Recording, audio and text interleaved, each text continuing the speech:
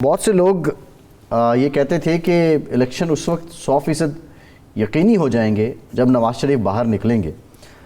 نواز شریف صاحب اب نکل چکے ہیں اور ٹھیک ہے کراؤڈ آ رہا ہے ان کے پاس، یہ نہیں ہے کہ ہم کہیں کہ لوگ نہیں آ رہے.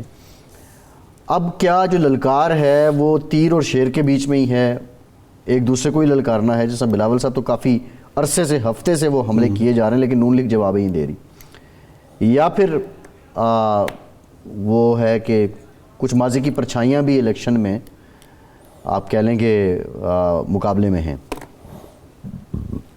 آپ دیکھنا یہ ہے کہ دونوں خوف زدہ قصے ہیں.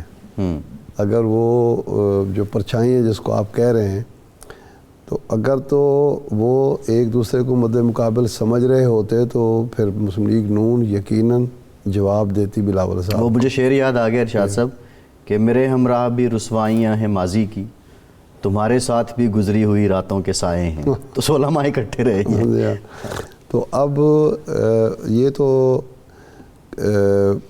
دونوں کے لیے جو چیلنج ہے وہ تو مشترکہ ہے، اور اس کے باوجود چیلنج ہے کہ انہوں نے تمام جو کوششیں اور کاوشیں اور اقدامات اور جو کچھ ہو سکتا تھا کر لیا.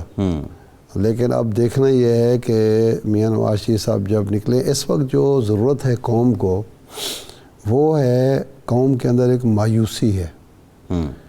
کچھ پیدا کی گئی ہے، کچھ حالات کی پیداوار ہے. جی، مہنگائی کی شرح اگر 40% سے زیادہ ہو، یعنی اگر میں 10,000 روپے کماؤں اور وہ رہ جائیں بمشکل 4,000 6,000 4,000 ویسے ہی نکل جائیں وہ افراط زر کی وجہ سے، تو پھر آپ اندازہ کر لیں. بجٹ تو میں ظاہر ہے 10,000 کا بناؤں گا، لیکن وہ ہے میرے پاس 4,000، تو یہ 6,000. تو اب آپ اندازہ کر لیں کہ لوگ پھر بے روزگاری ہے، پھر مستقبل سے مایوسی ہے. جی، اب وہ لیڈر ہی اور اس کی بات ہی سنی جائے گی جو ہوپ دے گا، جو امید دے گا. اچھا ارشاد صاحب، یہ بڑی اور امپورٹنٹ وہ بات ہے. ہوپ جو ہوگی وہ صرف ایسے باتوں کی حد تک نہیں ہوگی، حقیقت پسندانہ ہوگی. اب لوگوں کو یہ سمجھنا کہ 1970 کی طرح یا 1990 کی طرح یا 1995 کی طرح یا 2008 کی طرح آپ صرف باتوں سے بہلائیں گے تو یہ ممکن نہیں ہے. آج کی جو نسل ہے اس نے اپنے بڑوں کو بھی یہ سمجھا دیا ہے کہ حقیقت اور جو افسانے میں فرق کیا ہے، حقیقت کیا ہے اور افسانہ کیا ہے. اب وہ لوگ بڑی آسانی سے دیہات میں جا کر دور دراز چلے جائیں تو وہ بھی جو باتیں کرتے ہیں نا، وہ باتیں وہ نہیں ہوتی جو آج سے 20 سال پہلے لاہور میں یا 30 سال پہلے بابے بیٹھ کے کرتے تھے. وہ وہاں کے بابے بھی جو ہے نا وہ لاہور کے نوجوانوں کی طرح کی باتیں کرتے ہیں. جی، تو ان کو یہ لوگوں کو احساس دلانا کہ یہ الیکشن آپ کی تقدیر بدلیں گے اور ہم یہ کام کریں گے. اب دیکھیں نا، یہ کہہ دینا کہ 300 یونٹ بجلی جو ہے ہم مفت دے دیں گے، آپ نے کہہ دیا. آپ لوگوں کو اتنا بے وقوف سمجھ رہے ہیں، آپ لوگوں کو نہیں پتا کہ آپ وہ جو بے نظیر ریلیف پروگرام ہے وہ مشکل سے چلا رہے ہیں. اس کی منظوری، اس میں کچھ اضافہ کرنا تھا شہباز شریف صاحب کو تو IMF سے منظوری لینی پڑی. جی، اور آپ ایسے 300 کر دیں گے. قرضوں کی قسطیں آپ سے یہ بڑی امپورٹنٹ بات ہے. دیکھیں یہ بڑا لوکریٹو قسم کا نعرہ تو ہے. جی، اب پیپلز پارٹی کے دوستوں سے آپ کو پتہ ہے، ہم جب پروگرام میں آتے ہیں، ہم نے پوچھا، تاج حیدر صاحب تھے، وہ کہتے ہیں ہم سولرائز کر دیں گے، ہم یہ لے آئیں گے.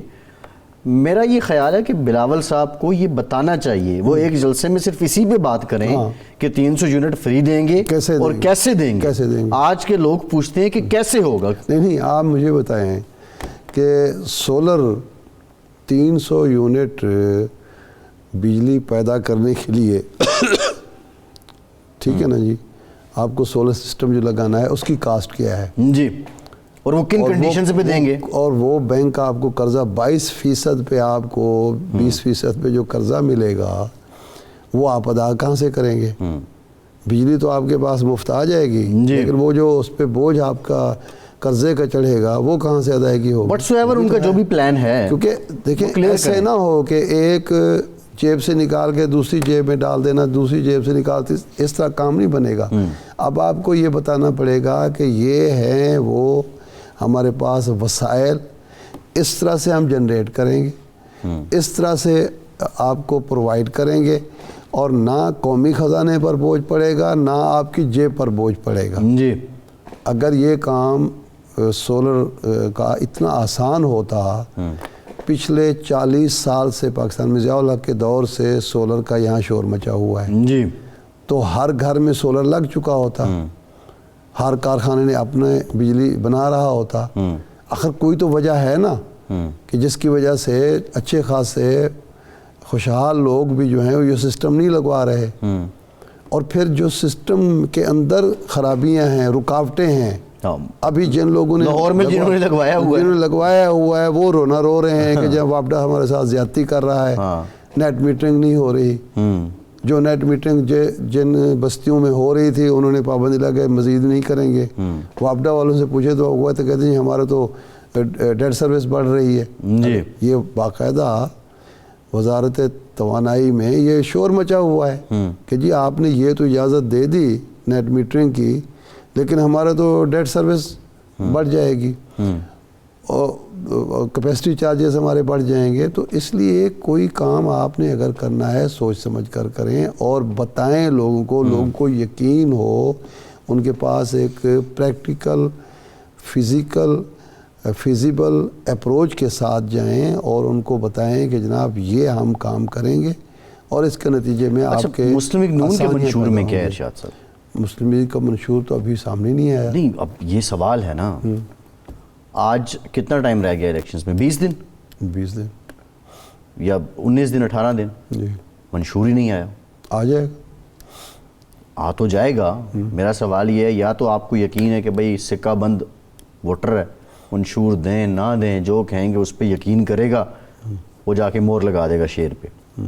ایک تو مطلب ابھی تک منشور نہ آنے سے جو مجھے سمجھ آ رہی ہے وہ اپروچ ہے، یا دوسری بات یہ ہے کہ آپ کا منشور اتنا میجیکل ہوگا کہ وہ اتنا صیغہ راز میں ہے کہ جب وہ آئے گا تو بس وہی منشور ہوگا اور کسی کا نظر ہی نہیں آئے گا۔ اب یہ تو ظاہر مسلم لیگ کا کوئی لیڈر ہی بتا سکتا ہے، ہم تو خواہش ہی کر سکتے ہیں کہ ایک بہترین منشور آئے اور جس میں ہر پہلو کو ماضی کے تجربہ کے روشنی میں ہر پہلو کو مد نظر رکھا گیا ہو، جی، پریکٹیکل اپروچ کے ساتھ، اور ملک کی موجودہ معاشی صورتحال کے مد نظر، اور IMF کو ذہن میں رکھ کر یہ ذہن میں رکھیں کہ یہ بتا دیں کہ ہم نے آگے بھی IMF کے پاس جانا ہے۔ وہ تو جانا ہے، اس کی مجبوری ہے آپ کی۔ حقیقی بات یہی ہے نا ارشاد صاحب، اسٹینڈ بائی پروگرام آپ نے لیا ہوا ہے نا، تو ابھی اسٹینڈ بائی پروگرام لینے کا مطلب یہ تھا کہ اگلا پروگرام آپ نے لینا ہے، جی ٹھیک ہے نا جی۔ اب اگلا پروگرام لینے کے لیے تو یہ تو نہیں ہوگا نا کہ جی آپ بجلی بھی فری کر دیں گے اور گیس بھی فری کر دیں گے اور کوئی بے نظیر انکم سپورٹ پروگرام کو بھی ڈبل کر دیں گے